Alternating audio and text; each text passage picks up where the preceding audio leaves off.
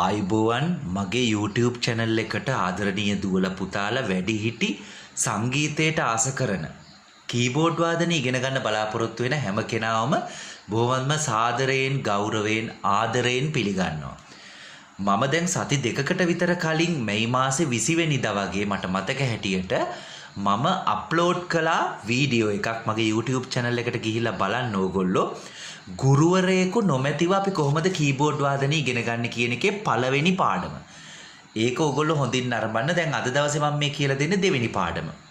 දැන් මේකෙදි හොඳට මතක තියාගන්න ඕන දෙයක් තියෙනවා.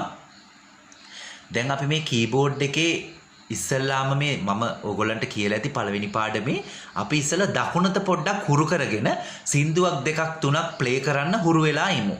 මොකද එතකොට අපිට ආසාව ඇති වෙනවා මේ ගීතය මේ කීබෝඩ් එකකින් ගීත වාදනය කරන්න.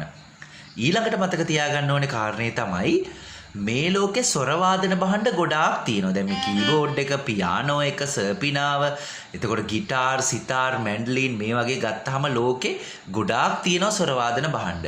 ඔය තියෙන ස්වර වාදන භාණ්ඩ අතුරින් බොහොමත්ම ඉක්මනට සරලව ඉගෙන ගන්න පුළුවන්, තනියෙන් ඉගෙන ගන්න පුළුවන් වාදන භාණ්ඩේ තමයි මේ කීබෝඩ් එක.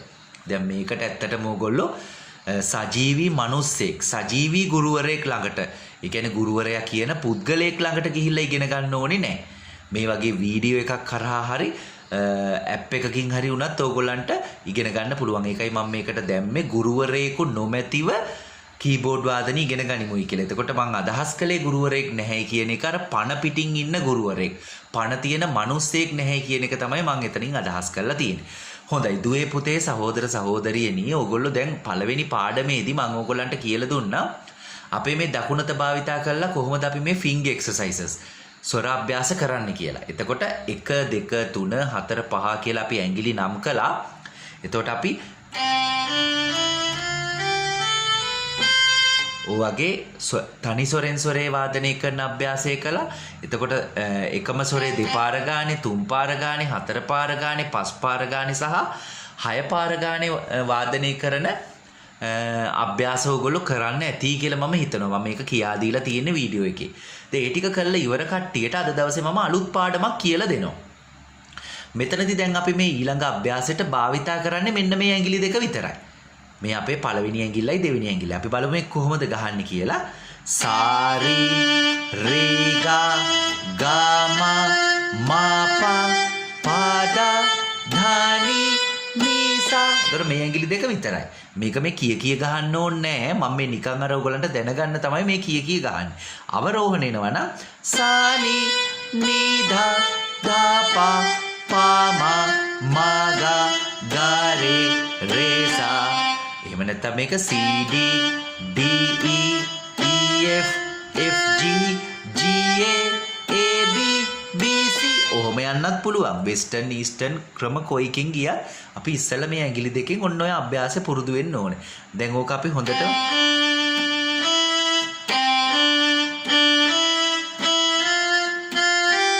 ඕක ඉස්සෙල්ලා පුරුදු වුණා. ඊළඟට පුතේ දුවේ අපි මෙන්න මේ ඇඟිලි තුනම භාවිතා කරලා ස්වර අභ්‍යාසය කරනවා. කොහොමද කරන්නේ මේ? ස්වර තුනක් අපි වාදනය කරනවා. මේ සාරි ගා රේ ගා මා ගා මා පා මා පා දා පා දා නි ධා නි සා. ආපස්සට එනවා සානි ධා නි ධා පා මා පා මා ගා රේ ගා රේ සා. හැම වෙලෙම මතක තියාගන්න මේ ඇඟිලි තුන විතරයි භාවිතා කරන්නේ. හොඳද? ඊළඟ අභ්‍යාසයේදී ඇඟිලි හතරක් භාවිතා කරනවා. මේ මුල් ඇඟිලි හතර. එතකොට සා රේ ගා මා රේ ගා මා පා දා පා දා නි සා. ආපස්සට එනවා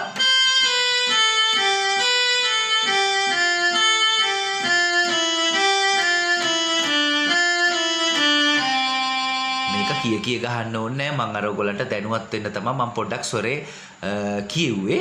ඊළඟට මෙන්න මේ ඇඟිලි පහම භාවිතා කරලා අපි පහෙන් පහ වාදනය කරන අභ්‍යාසයකුත් කරනවා. ඒක කොහොමද යන්නේ?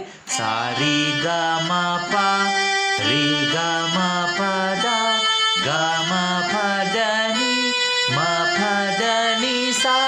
ආපස්සට එනවා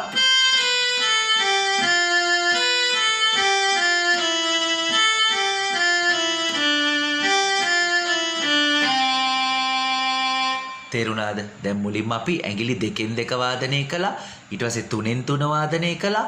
4න් 4 වාදනය කළා. 5න් 5 වාදනය කළා. දැන් මේ ඇඟිලි හොඳට අපි ස්වර අභ්‍යාස එහෙම නැත්නම් මේ finger exercises. ඒ කියන්නේ ඇඟිලි පුහුණු වීමේ අභ්‍යාස හොඳින් කළා. එතකොට දැන් අපි මේ ටික නිරතුරුවම පුරුදු වෙනකොට වැඩිපුර වාර ගණනක් පුරුදු වෙනකොට අපේ මේ ඇඟිලි හොඳින් හුරු වෙනවා මේ කීබෝඩ් එකේ ස්වර අතර ගමන් කරන්න.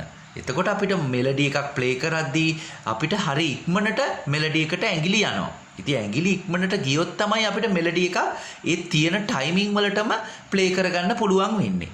එතකොට මේක අපි කොහොමද කරන්න කියන එක ඉදිරි පාඩම් වලදී බලමු. එහෙමනම් මගේ දුවලා පුතාලා සහෝදර සහෝදරියෝ හැමෝම මේ අභ්‍යාස හතරත් හොඳින් පුරුදු වෙන්න මගේ YouTube නාලිකාව subscribe කරන්න. වැඩි කාලයක් යන්නේ නැතුව මම ඊළඟ YouTube එකත් අප්ලෝඩ් කරන්න YouTube වීඩියෝ එකත් අප්ලෝඩ් කරන්නම්. බොහොමත්ම ස්තුතියි රැඳී සිටියට.